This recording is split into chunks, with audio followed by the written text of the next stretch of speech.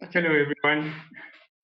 My heart is leaping out of my chest. I don't normally do this, so I hope everyone. Firstly, my name is Bongani, as Huda said.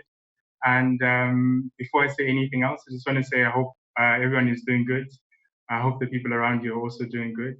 And the second thing I want to say is thank you so much for everyone who's helped put this together. And the third thing, the last thing I want to say is even though we come from different disciplines, I hope somehow through this short time together, we might somehow, I hope there'll be something, we might find each other somehow. And then the fourth thing, I don't normally start with the list, but it's important that I have lists. So the fourth thing is that what I'll be presenting today is by no means a complete kind of paper or anything like that. Just some thoughts from reading through Svetlana Alexievich's fascinating book here called Secondhand Time. And yeah, I hope that it will spark something, some questions or some ideas. And then with that, I'm going to be reading from, so the title of the paper is called Voices from Big Utopia. And if you don't mind, I'm just going to be reading from on screen, reading my notes from screen. So it begins like this. Let's go. On Saturday, 26 April 1986, at 1:23 a.m. Moscow time, the fourth reactor at the Vladimir Lenin nuclear power plant, 14.5 kilometers northwest of the city of Chernobyl, exploded after workers violated safety protocols during a routine maintenance drill. The accident resulted in nearly a third of the power plant's 90 metric tons of uranium being released into the atmosphere, and upwards of 250,000 people had to be evacuated from what was called the zone. Dozens of people died in the immediate aftermath and thousands more from radiation-related cancers in the years that followed. The Chernobyl nuclear disaster, one of the worst in human history and which hastened the collapse of the Union of Soviet Socialist Republics, the USSR, is at the center of Belarusian writer Svetlana Alexievich's most regarded book, which is called Chernobyl Prayer. Most of you will have heard about it, or some of you may have even read it. It's the basis for the HBO series Chernobyl, which came out last year. So I thought I'll start here because subtitled A Chronicle of the Future, the book took nearly 20 years to complete, and it's startling how prophetically it reads today when a vast percentage of the world's population is under lockdown. The majority of us gaze out the window to an empty street or a solitary pedestrian. Police and military personnel have been deployed to all corners, so to speak, and the air is thick with the language of combat. Who can argue with Alexievich when she says that we have shifted into another place in history? The history of disasters has begun. So, in a sense, the widespread disorientation at this inability to describe what we're witnessing as the COVID-19 pandemic sweeps across our planet, in part explains why Chernobyl Prayer took Alexievich so long to complete. Between the time when the disaster struck and when people began talking about it, she says, there was a pause, a muteness. And I'll also ask you this, how many times have you said to yourself, this is beyond anything I could have imagined? Or how many times have you heard something similar from the people around you? Unable to find the words for these new feelings and emotions, unable to find emotions for these new words, we no longer knew how to express ourselves, Alexievich writes. The effect of the shock is that people affected by the disaster began speaking in new idioms. Voices sometimes broke through from a parallel world, as though talking in their sleep or raving. And I really would like you to keep that in mind, that idea of how people speak, because in a sense, Alexievich is above all a writer attuned to the way people speak. And this is why I love her work so much. In a 2015 Nobel Prize lecture titled On the Battle Lost, she says if the French novelist Gustave Flaubert called himself a human pen, I would say that I'm a human ear. To date, Alexievich has authored 5 books, but I guess to say authored is probably not the right word. She's assembled 5 books, oral histories, which explore themes as varied as the experiences of children during World War II, Last Witnesses, the decade-long Soviet-Afghan conflict, which ended in 1989, Boys in Zinc. But read together, Alexievich's polyphonic writings chronicle the life and decline of the vast country once known as the Union of Soviet and Socialist Republics, a project she calls Voices from Big Utopia. And I think it's important just to mention here that the Cold War, the geopolitical and ideological conflict between the two world superpowers in the immediate aftermath of World War II, the USA and the USSR, has somewhat receded from view. And not only that, we're mired at this point in history, we're mired in what the cultural theorist Mark Fisher called capitalist realism, the widespread sense that not only is capitalism the only viable political and economic system, but also that it is now impossible even to imagine a coherent alternative to it. So there's no ideological counterpoint to capitalism. And I think the Booker Prize writer Arundhati Roy once said something similar, just as an aside, that our lives are now so saturated by capital that even our dreams are commodities. But that's just an aside. I think the thing that I'm trying to bring across is that it's easy to forget that there was once a time when no political idea of the 20th century was comparable to communism. In our part of the globe, especially if you think about it, no liberation movement picked up arms with the intent of ushering in capitalism. And so this is what interests me about Svetlana Alexievich's Secondhand Time, one of the many things that interest me about this book. Subtitled The Last of the Soviets, it's an account of life in the aftermath of an idea so powerful it once dominated a third of the world. And also, just to say as well that this book kind of closes the circle because, as I've already mentioned, if you're to put all of Svetlana's Alexievich's books on a timeline, so from they trace the history of communism from the Bolshevik Revolution in 1917 or the October Revolution in 1917 to the dissolution of the Soviet Union in 1991 and its aftermath. And so I'd like to pause here for a little bit and just read from the book, and then I'll talk about the method, how the books are put together, or how this book in particular has been put together. So I'm just going to read just one passage, bear with me. I also love reading, so now I have a captive audience, which is amazing. We're always talking about suffering. That's our path to wisdom. We're the ones who went to the camps, who piled up the corpses during the war, who dug through the nuclear waste in Chernobyl with our bare hands. We sit atop the ruins of socialism like it's the aftermath of war. We're run down and defeated. Our language is the language of suffering.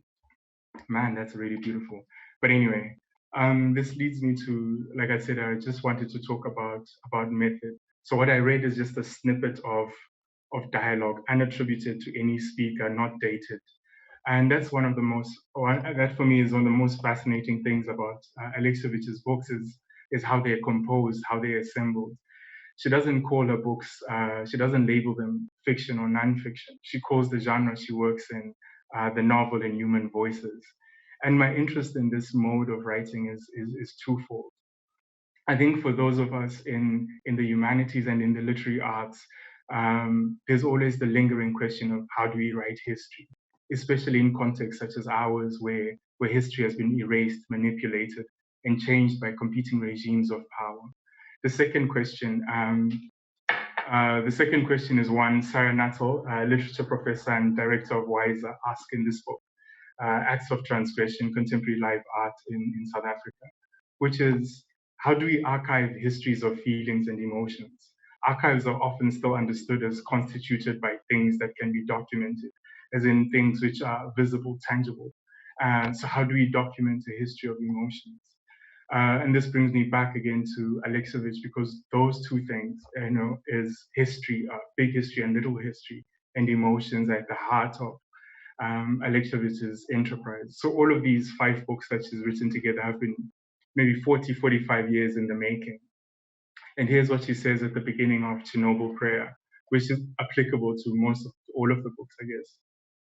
I'm concerned with what I would call the missing history, the invisible imprint of our stay on earth and in time. I paint and collect mundane feelings, thoughts, and words. I'm trying to capture the life of the soul, a day in the life of ordinary people. She says something similar at the beginning of Secondhand Time, which is, I'm piecing together the history of domestic, interior socialism as it existed in a person's soul. I've always been drawn to this miniature expanse, one person, the individual. It's where everything really happens. Then later, history is concerned solely with facts. Emotions are outside its realm of interest.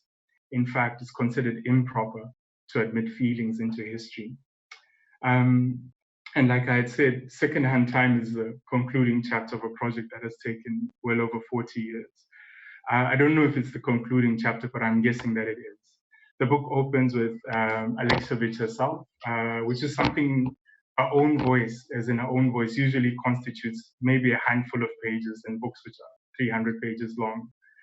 So she opens the book with a chapter called Remarks from an Accomplice, and immediately followed up by a section with the section that I read from, snatches of street noise and kitchen conversations, snippets of dialogue. Oh, hold on, I've lost myself. Give me a second.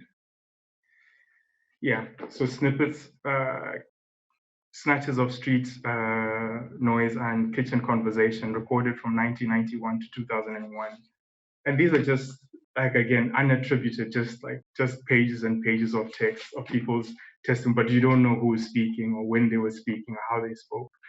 And the premise of the book is simple enough, as I've said already, to understand how people grapple with the transition from communism to capitalism, from the fall of the Soviet Union to the emergence of the new Russia, which today is under Vladimir Putin.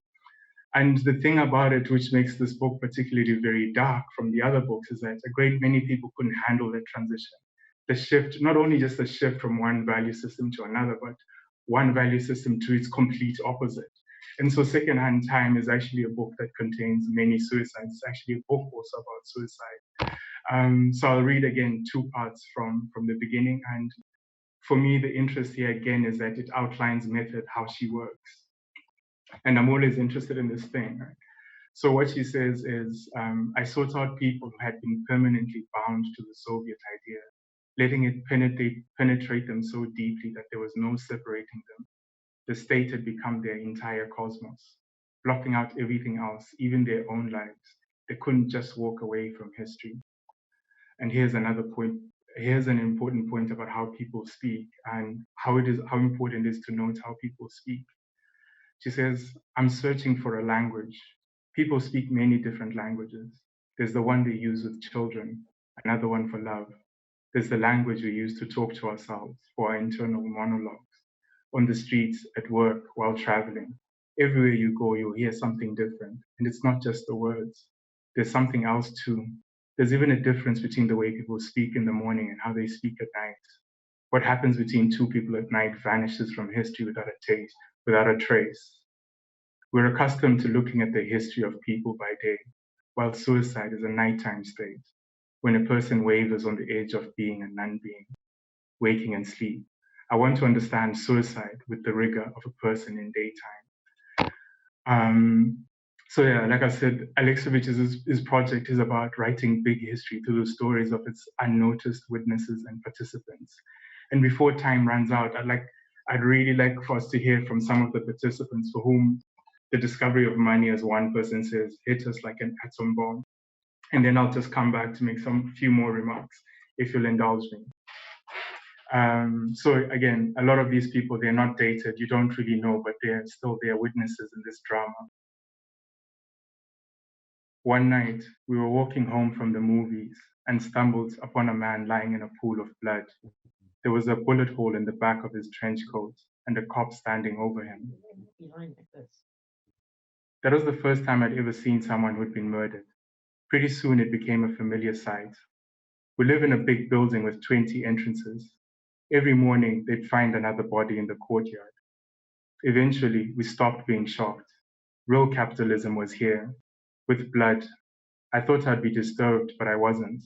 After Stalin, we have a different relationship to murder. We remember how our people had killed their own. The mass murder of people who didn't understand why they were being killed. It stayed with us. It's part of our lives. We grew up among victims and executioners. For us, living together is normal. I'll read a couple more and then we can, I'll come back to make just a few more remarks. Cool.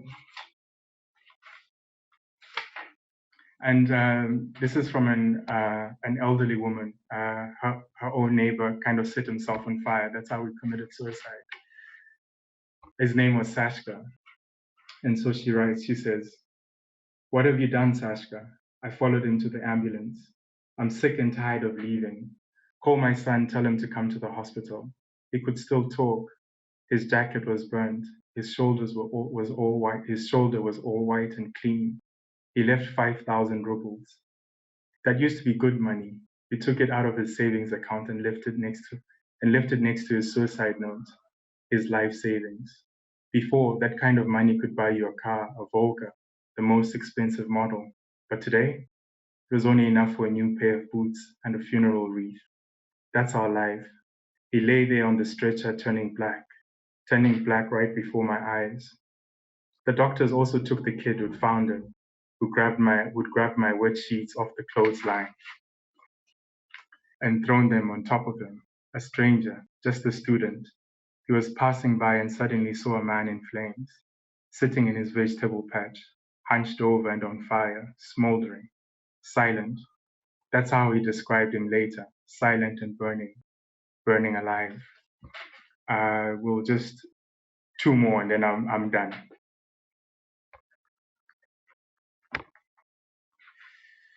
This is one man who says, "We wanted to create heaven on earth. It's a beautiful but impossible dream. Man is not ready for it. We believed in a beautiful life, utopia. It was utopia. And how about you? You have your own utopia, the market heaven. The market will make everyone happy, pure fantasy.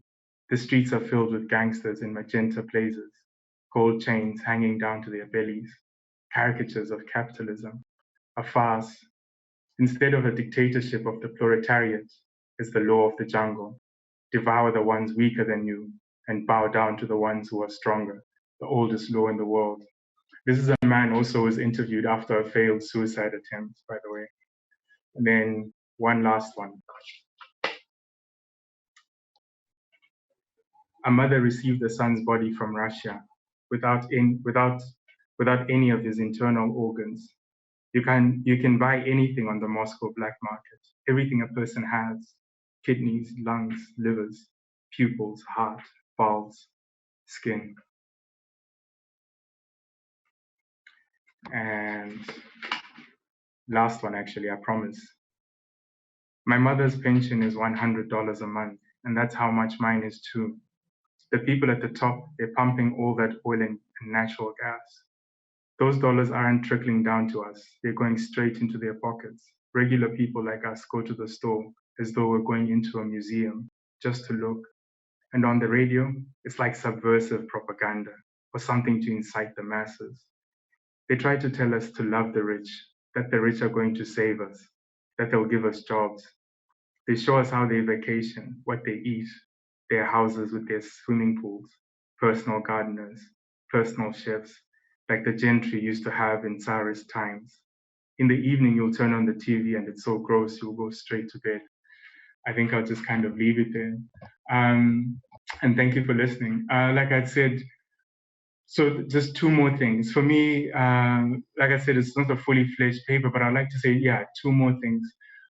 A good friend of mine, the writer Stacey Hardy, always says that when we write with literature and against literature. That every text is also, I guess what she's trying to say is that every text is also in some ways a rebuttal of other forms of writing, or is always rejecting other forms of writing. And Alexievich's documentary style of writing argues against the idea of the single author text, which is something troubling for me. What he's saying is that truth is arrived at community. And so can it be refracted by a single consciousness? It's a question I don't have answer to. She speaks actually a lot more forthrightly by saying that art has failed to understand a lot about human life. And then so I'll leave you with one last thing, I guess, which is something she says in her Nobel acceptance speech, which explains the entirety of her project again. Valam Shalamov once wrote, "I was a participant in the colossal battle, a battle that was lost for the genuine renewal of humanity. I reconstruct the history of that battle, its victories and its defeats, the history of how people wanted to build the heavenly kingdom on earth, paradise, the city of the sun. In the end, all that remained was a sea of blood. millions of ruined lives. I think I'll stop there if that's okay. I don't know if how much time I've got left, but I think I'll stop there and then we can chat a bit more. Thank you, Bongani. That was incredible. I think both the readings, but also your interpretations and thoughts on it, and thinking about histories and archives and history as catastrophe, and also what it means to think about these kinds of issues from another place and time, and the resonance across space and time for us now and here. Are there any immediate questions or comments or thoughts?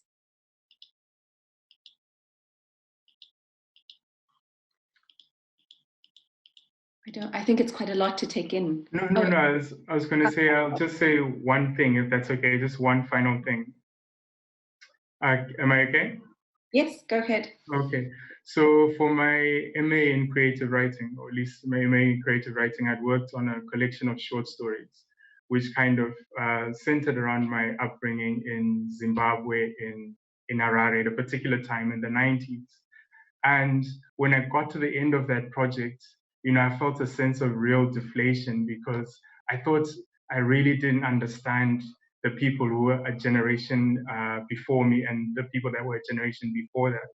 Again, coming back into the histories of the Cold War, because even on television, the president was called the comrade president. Wasn't just like Mr. President or His Excellency.